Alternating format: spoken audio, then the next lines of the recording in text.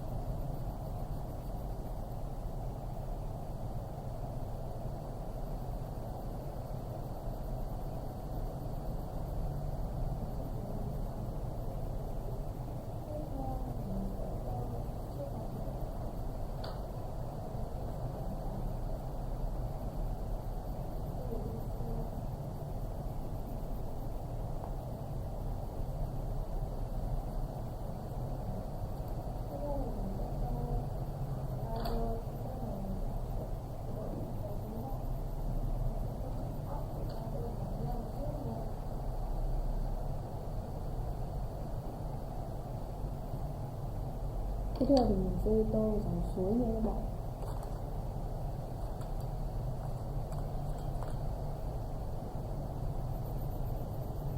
Ở đây là thác nước đang chảy xuống dòng suối.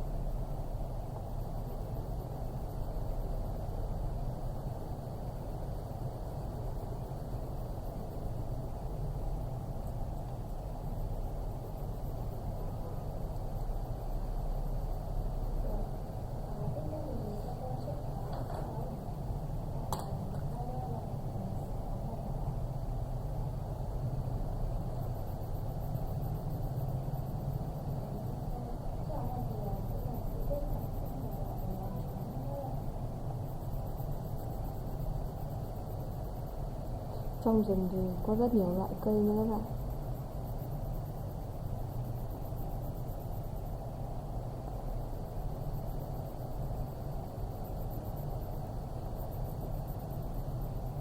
Và chúng ta có thể đi cắm trại vào những ngày hè. Trên rừng rất là mát và